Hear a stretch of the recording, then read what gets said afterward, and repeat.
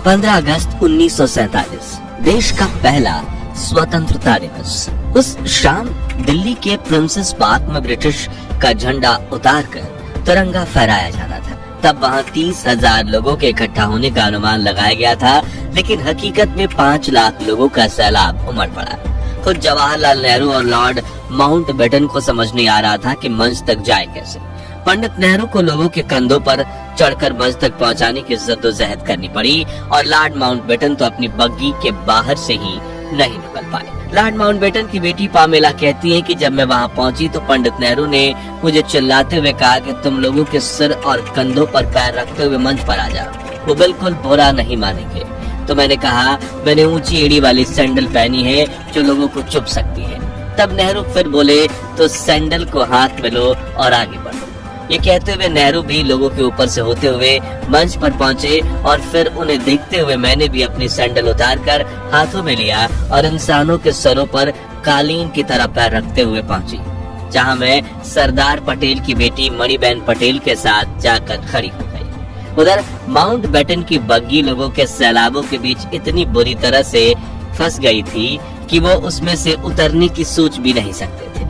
इसलिए उन्होंने पंडित नेहरू की तरफ देखते हुए चिल्लाकर कहा, लेट्स होस्ट द फ्लैग, यानी चलिए झंडा फहराइए। जिसके बाद प्रिंसेस पार्क में भारत का महान तिरंगा फहरा गया और माउंटबेटन ने अपनी बग्गी पर खड़े होकर ही तिरंगे को सलामी दी। जिसके बाद कुछ ऐसा हुआ जो अंग्रेजों के 200 सालों के शासन में कभी नहीं हुआ। जी हाँ, भारत की जनता ने पहली बार दिल से किसी अंग्रेज के नाम का जयकारा किया। वो थे लॉर्ड माउंटबेटन। हर तरफ एक ही नारा गूंज रहा था, माउंटबेटन की जय, पंडित माउंटबेटन की जय। उस दिन माउंटबेटन को वो सौभाग्य प्राप्त हुआ जो किसी अंग्रेज को नहीं हुआ था और उनकी आंखें खुशी से भर आई। उस समय देश के करोड़ों देशवासियों ने आजादी का जश्न इतने बड़े स्तर पर मनाया कि जय हिंद, जय भारत और भारत माता की जय के नारों की गूंज पूरी दुनिया के कोने कोने तक पहुंच गई। और आज की इस खास वीडियो में आपको देश के पहले स्वतंत्र दिवस की सैर पर ले जाने वाले हैं, जिसमें हम कुछ दिलचस्प किस्सों के साथ दुर्लभ वीडियोस भी देखेंगे। बाकायदा हम ब्रिटेन का झंडा उतारकर भारत का तिरंगा लगाने का दुर्लभ वीडियो भी देखेंगे। इन सब की मदद से आप उन खुशनुमा पलों को खुद महसूस कर पाएंगे। आपका सीना गर्व से चौड़ा हो जाएगा और तो और खुशी के आंसुओं से भर जाएंगी आपकी आंखें। तो पूरा वीडियो जरूर देखिएगा। दोस्तों, द्वितीय विश्व युद्ध में भले ही प्राइम मिनिस्टर विंस्टन चर्चिल ने ब्रिटेन को जीत दिलवाई थी, लेकिन इस जंग में ब्रिटिशर्स की कमर टूट गई थी। दूसरी तरफ भारत में आजादी के आंदोलन की रफ्तार काफी तेज हो चुकी थी। नेताजी सुभाष चंद्र बोस की देश के बाहर देश के लिए बनाई गई आजाद हिंद फौज अब जंग के लिए तैयार थी और महात्मा गांधी के नेतृत्व में देश में स्वतंत्रता आंदोलन अपने चरम पर था। जो देख ब्रिटिशर्स ये समझ चुके थे कि अब अगर हम भारत को आजादी नहीं देंगे तो वो हमें बेइज्जत करके देश से बाहर खदेड़ फेंकेंगे। ऐसे में नए प्राइम मिनिस्टर रिचर्ड एटली ने 20 फरवरी 1947 को ब्रिटेन की हाउस ऑफ कॉमन्स में घोषणा करते हुए कहा कि हम 30 जून 1948 तक भारत को पूरी तरह से आजाद कर देंगे। लेकिन समय बीतने के साथ कुछ ऐसा हुआ कि भारत को आजाद करने की तारीख नजदीक आ गई। दरअसल भारत को आजाद करने की जिम्मेदारी देश के आखिरी वायसराय लुईस माउंटबेटन को दी गई थी, जो शुरुआत में इस काम में साल भर का समय लेने वाले थे, लेकिन देश की स्थिति अब नियंत्रण से बाहर होने लगी थी। इसी दौरान एक और स्वतंत्रता सेनानी लगातार संघर्ष कर रहे थे। वहीं दूसरी तरफ अंग्रेजों के डिवाइड एंड रूल षड्यंत्र की वजह से देश के कई इलाकों में जात पात के दंगे भड़क उठे थे। स्थितियां अंग्रेजों के हाथों से बाहर निकल रही थी। तभी ब्रिटिश इंडिया के आखिरी गवर्नर जनरल सी राजगोपालाचारी ने माउंटबेटन को समझाते हुए कहा कि अगर आपने 30 जून 1948 तक इंतजार किया तो वापस करने के लिए आपके पास कोई सत्ता ही नहीं बचेगी।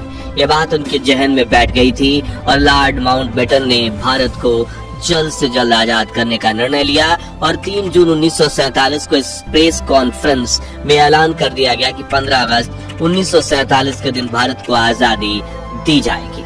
साथ ही भारत और पाकिस्तान के नाम के 2 देश बनेंगे और इनके संविधान भी अलग अलग होंगे, जिससे लंदन में तो हैरानी का माहौल फैल गया, क्योंकि अब सोने के अंडे देने वाली ये चिड़िया 200 सालों बाद उनके कैद से आजाद होने वाली थी। लेकिन भारत में खुशियों का माहौल फैल गया, क्योंकि जिस आजादी के लिए लाखों फ्रीडम फाइटर्स ने अपनी जान दी थी, अब जल्द ही सभी देशवासी उस आजादी की खुली हवा में सांस लेने वाले थे। दोस्तों, क्या आप जानते हैं कि आजादी के दिन तो 15 अगस्त को चुना गया, लेकिन तब आजादी का समारोह 14 अगस्त की दरमियानी रात को ही क्यों शुरू कर दिया गया था? तो इसके पीछे भी एक खास कारण था। दरअसल भारत के वरिष्ठ ज्योतिषियों के मुताबिक 15 अगस्त का दिन शुभ नहीं था। उन्होंने कहा कि ग्रह नक्षत्र की स्थितियों के लिहाज से 15 अगस्त को इतना महत्वपूर्ण काम नहीं किया जा सकता, और सौभाग्य से 14 अगस्त के दिन सितारों की स्थिति 15 अगस्त की तुलना में ज्यादा बेहतर थी। लिहाजा फैसला लिया गया कि 14 अगस्त 1947 की ठीक आधी रात को यदि भारत को आजाद कर दिया जाए तो यह हर तरह से बेहतर साबित होगा। वायसराय लॉर्ड माउंटबेटन ने यह प्रस्ताव स्वीकार किया और 14 अगस्त की रात 11 बजे संसद भवन के सेंट्रल हॉल में स्वतंत्रता दिवस समारोह आयोजित किया गया, जिसकी शुरुआत सुचेता कृपलानी ने की, जो 60 के दशक में उत्तर प्रदेश की पहली महिला मुख्यमंत्री बनी। पहले अल्लामा इकबाल का गीत सारे जहां से अच्छा और फिर बंकिम चटर्जी का वंदे मातरम गाया, जो बाद में भारत का राष्ट्रगीत बना।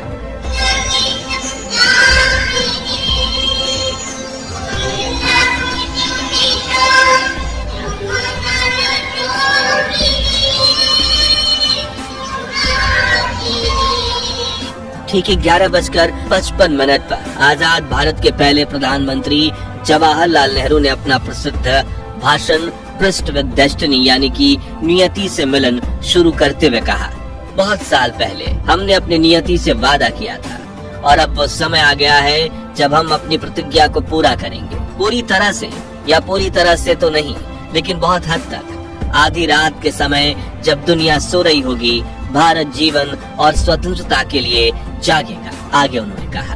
अच्छा है कि इस वक्त खास तौर से इस बात को याद रखें, इस आजादी के दरवाजे पर जब हम खड़े हैं कि हिंदुस्तान किसी एक फिरके का मुल्क नहीं है, ये एक मजहब वालों का नहीं है, बल्कि बहुत किस्म के बहुत धर्म और मजहबों का है। फिर घड़ी में जैसे ही रात के 12 बजे तो एक साथ कई शंख बजने लगे। वहाँ मौजूद लोगों की आंखों से आंसू बह निकले। महात्मा गांधी और सुभाष चंद्र बोस की जय के नारे से सेंट्रल हॉल गूंज गया। राष्ट्रपति सुभाष चंद्र बोस का 51 बैलों का रथ देखिए, राष्ट्रपति सुभाष चंद्र बोस का 51 बैलों के रथ का सवारी की जुलूस इतिहासगत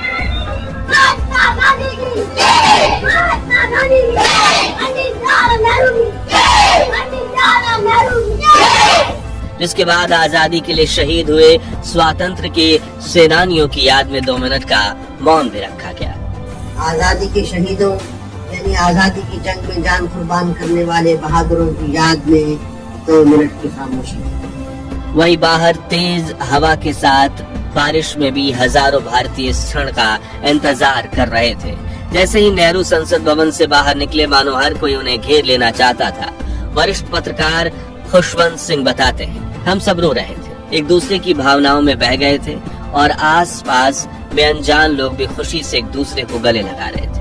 कुछ समय बाद जवाहरलाल नेहरू और राजेंद्र प्रसाद लॉर्ड माउंटबेटन को औपचारिक रूप से भारत के पहले गवर्नर जनरल बनाने का न्योता देने पहुंचे। माउंटबेटन ने उनका अनुरोध तहे दिल से स्वीकार किया। उन्होंने पोर्ट वाइन की एक बोतल निकाली और अपने हाथों से अपने मेहमानों को वो शराब परोस दी। फिर अपना गिलास भरकर उन्होंने अपना हाथ ऊंचा किया, बोले टू इंडिया।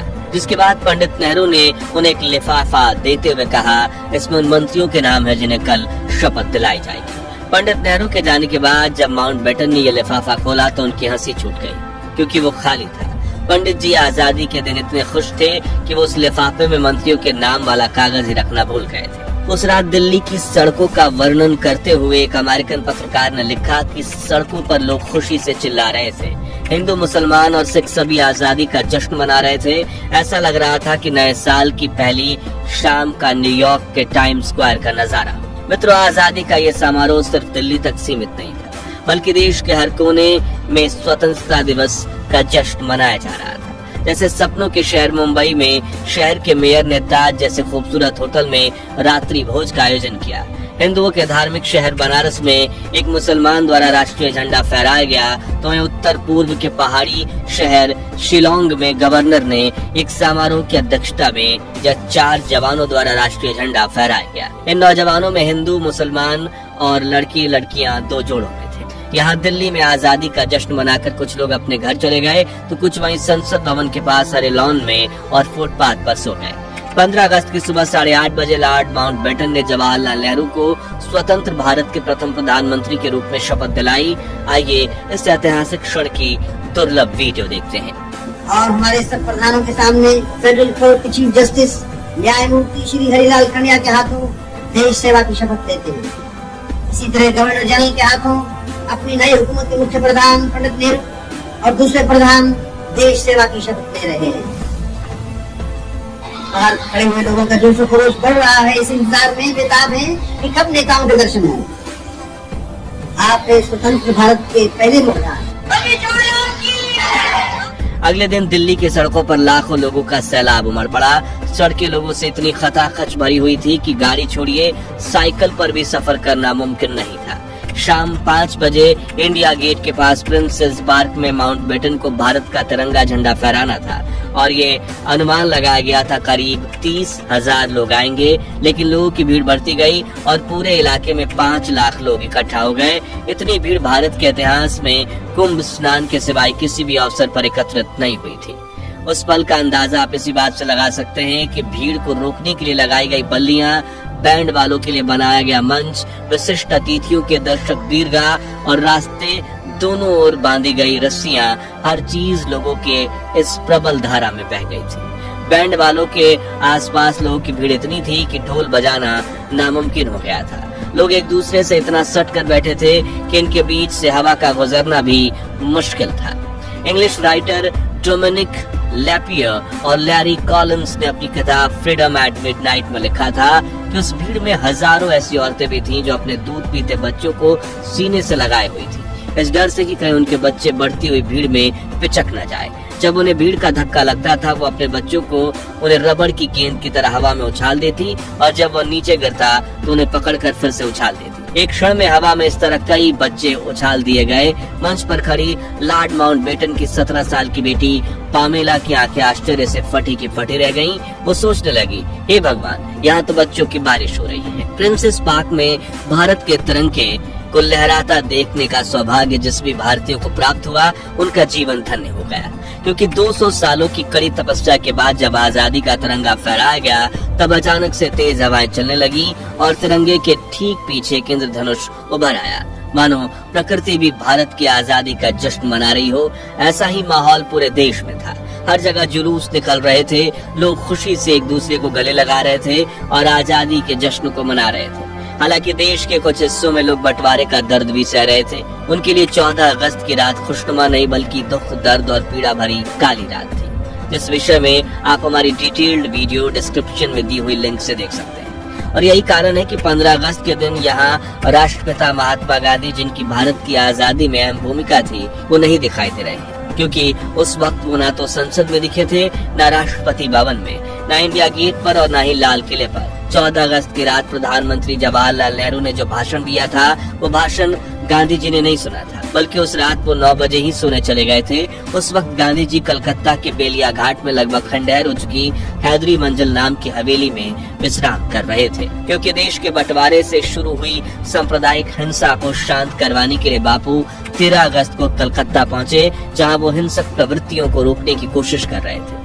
15 अगस्त की सुबह 2 बजे वो नींद से उठे और हिंसक दंगे रोकने और शांति स्थापित करने के लिए उपवास रखा। जिसके बाद उन्होंने गीता पाठ करवाया और दोपहर के वक्त बेलिया घाट में एक प्रार्थना सभा में पहुंचे, जहां समाज के हर तबके के लोग मौजूद थे। जी हाँ, इस तरह आजादी के दिन महात्मा गांधी ने अन्न का एक भी निवाला नहीं खाया था और वो आजादी के जश्न से भी दूर थे, क्योंकि वो देश में दंगे फसाद रोकना चाहते थे। तो साथियों, 15 अगस्त 1947 भारत के महान इतिहास का वह ऐतिहासिक दिन था जब हमारे देश को आजादी मिली। वही आजादी जिसके लिए भगत सिंह, राजगुरु, सुखदेव, चंद्रशेखर आजाद जैसे लाखों क्रांतिकारियों ने हंसते हंसते अपने प्राण की आहुति दे दी थी। वही आजादी जिसके लिए नेताजी सुभाष चंद्र बोस ने देश के बाहर देश के लिए आजाद हिंद फौज खड़ी कर दी थी।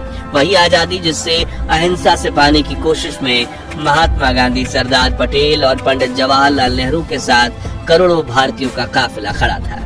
तो दोस्तों, अगर आप भी देश को आजादी दिलवाने वाले फ्रीडम फाइटर्स पर गर्व करते हैं तो उनके सम्मान में कमेंट बॉक्स में जय हिंद, जय भारत जरूर लिखें। ये वीडियो अच्छा लगा हो तो लाइक और शेयर करके 11,000 लाइक्स के लक्ष्य को हासिल करने में हमारी मदद कीजिए। और भारत के महान इतिहास से जुड़े ऐसे ही दुर्लभ वीडियोस के लिए हमारे चैनल को सब्सक्राइब करके पास वाले घंटी जरूर बजा दीजिए। मिलते हैं अगली वीडियो में। जय हिंद, वंदे मातरम।